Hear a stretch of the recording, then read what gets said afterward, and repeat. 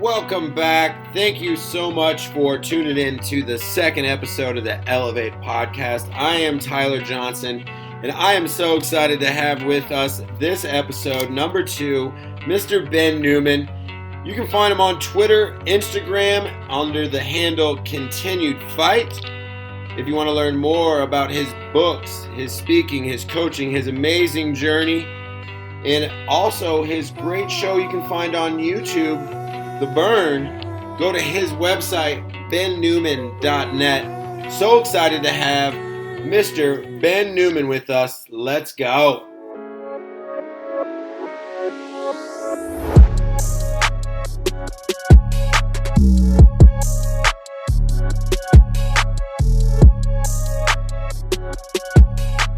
With your new show, one, what's burning for you today? And for those that might not know, can you tell them a little bit about The Burn? Yeah, so, for me, I had to grow up fast. A lot of times, and it might be information that you'll share with your listeners, regarding things that I've done. People always want to highlight the good stuff, right? But the reality is my opportunity to be with all of you is a direct result of the fact that I've been shaken to the core personally. I've been shaken to the core professionally. And I had to grow up fast. And a lot of my mentors and coaches that were a blessing for me in my life were there to pick me up off that mat of life when I just didn't know if I could move forward any further. And I lost my mother 11 days before my 8th birthday. And, seeing my mother battle a rare muscle disease called amyloidosis, and her perspective and her fight and a journal that I now have that she left behind is where my burn is. And that burn, you cannot turn this flame off. That burn is hot.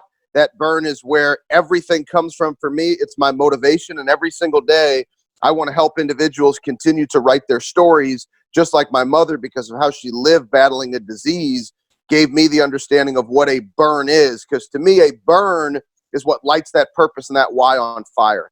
And I think a lot of speakers and authors talk about that purpose and that why. But if we don't understand that underlying burn, it's really hard to stay connected to that purpose every day. No doubt. Love it. And kind of in the coaching space and behind those fires, there's often a lot of influential coaches. I know before you've mentioned, could you talk a little bit about Coach Todd and Coach Edward Johnson in your life? Oh, yeah, absolutely. So that's one of the things when you write fables, right? So when you write fables, you get to, choose the characters and honor people that have meant so much to you in your life. And so for those of you that are familiar with the book, Own Your Success or Leave Your Legacy, there's a character, his name is Todd Edwards. And that character is based off of my 2 high school basketball coaches, Todd Basler and Edward Johnson. And those men have meant the world to me. I've written a couple of quote books in addition to the regular books that I've written. And I fell in love with quotes because of Coach Basler. You'd walk into our locker room in high school, there'd be quotes everywhere. And so he's always asking me for royalties from my books. And so instead, I take him on some pretty cool trips to go meet some of the professional athletes that I work with. And here we are over 20 years later. My high school basketball coaches are still a major part of my life. And people are like, man, that's crazy. But people don't realize sometimes how important those relationships are, and keeping those individuals who are there to pick you up off that mat of life in your life, because I need them just as much today as I did when I was, a basketball player who thought I was way better than I actually was in high school. Awesome. In some of your stuff, I heard you share once something Coach Saban said. It's a quote that I love. We don't do things until we get it right. We do things until we can't get it wrong. What's one thing that makes sustaining success at a school like that, and just in general, much more difficult than achieving it? Well, I think if you take a look at Alabama, right? It's the most historic collegiate sports program in history. Or even, take UCLA. Now, obviously, for 2 years, I've been, a part of the program at Alabama, so I can speak a little closer to it there. I've studied John Wooden like crazy. But if you look at those 2 programs, there was an expectation. And the expectation wasn't to win. The expectation was to show up and to give your best. And that's what Coach Saban is referring to when he says we don't do things until we get it right. We do things until we can't get it wrong. Because for somebody listening that's maybe an entrepreneur, maybe you're in sales, if you hear phoning language that somebody teaches you one time and you say it, you're like, oh man, I got it. Well, if you've said it 5 or 6 times, no, you don't have it. You probably need to say it another 500 times until you can't get it wrong, so it's fluid and it's natural. And so when you see how Alabama has habitually gone about doing their work over and over, from their summer workouts to the off-season training, everything, there's just a consistency to the behaviors and an understanding that we are competing at a high level with high expectations to give our best as individuals so that the team can gain more collectively. Right on. Great stuff. One thing, I work with a lot of high school athletes and working with the program closer here on a day-to-day basis. What's one, I guess, why do you think a lot of high school coaches overlook the mental side and kind of sometimes don't invest as much time in that with their high school athletes? Well, I'll share with you, which is really cool. I would certainly hope that now, when it's becoming more prevalent, that you're seeing performance coaches like myself, performance coaches like yourself, even at the high school level, at the professional level, the collegiate level, you would hope that high school coaches are more welcoming to it. I think sometimes they might have a fear that there's not a budget in order to do it. But I'll share something with you a lot of people don't know. People always think, well, you work for Alabama, you work at K-State, you won all these national championships at North Dakota State, you work with the Dolphins and the Rams. Like, I started with my high school basketball team. Yeah. So my high school basketball coach, who I just talked about, in 2011, so that's 8 years ago, right? So I'm the big overnight success, right? So 8 years ago, Coach Basler calls me, and he used to call me Benny Boy. And he says, Benny Boy, he goes, man, this team is underperforming. He's like, man, I need you to come fire these guys up. And I'm like, Coach, I'll do anything for you. So we're playing the number 10 team in the city, Parkway Central. And I go for a pregame speech. I light these kids up. They go out for this improbable upset. And, man, I was hooked. And that was the first talk that I ever gave in sports. And people think that just Nick Saban called one day. No, I invested for no money my time and my passion and my energy by saying yes to a head coach who poured so much into me, into my life. And I think sometimes we're looking for that big opportunity rather than taking our time and recognizing that we can give more to people who need it. And my high school program needed it.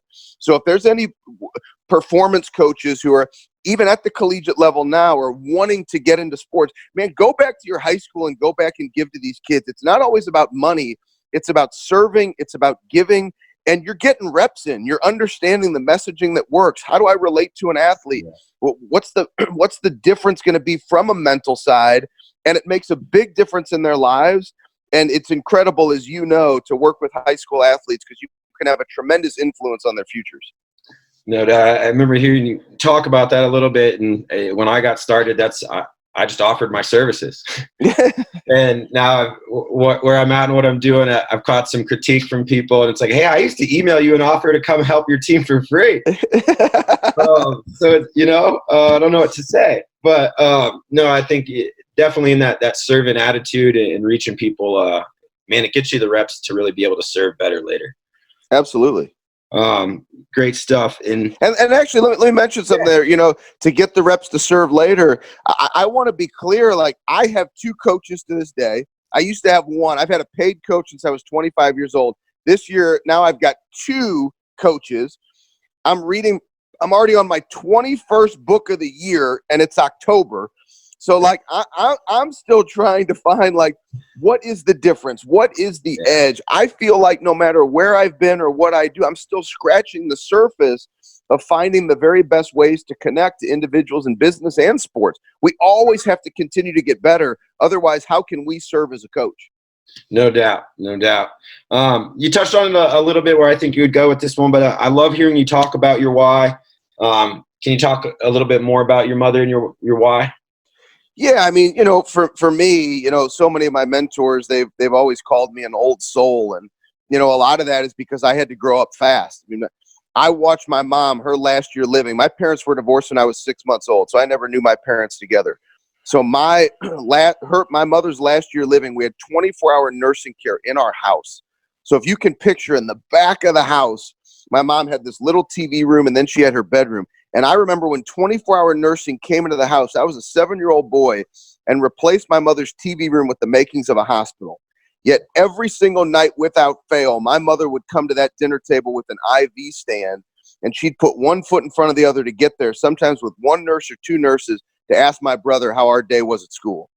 And so for me, when I hear things like that, that's where my purpose and my why comes from. I want to pour into people. I want to be the best that I can be. I've had the same purpose statement. I've literally said the same purpose statement since March of 2004.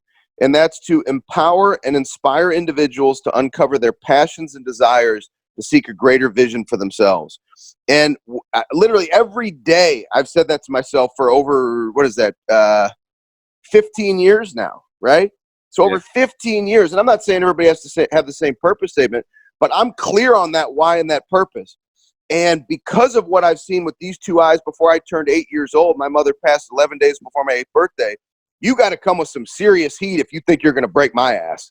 And so that's one of the things for me, whether it was when I was selling, right, when I was a financial advisor, to what I do now, I want to bring that out of others because that's my story, but everybody has a story. And when you link up and you connect to that fire and that burn and that why and that purpose that shifts your perspective to an attitude that you will not give up, it's pretty hard to break somebody when you get to that mindset. No doubt. Kind of going back to mindset and more on the younger side. Been working with, like you said, since high school athletes, 2011, and over the years with many of the college teams.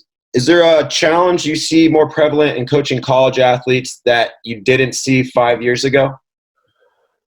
I think there's a tendency for this younger generation to get ahead of themselves. It's interesting that you asked me that question. I went back, an old friend of mine asked me to go speak to a entrepreneurs group, a group of high school kids yesterday in Belleville, Illinois. And, when I have the opportunity to do it, I go back and I'll give back to kids because they need it in that way. And so I went back, and it's one of the things that I addressed. I said, guys, look, I'm going to say this with love and care, but the generation is moving so fast. Everything does not move at the speed of an iPad.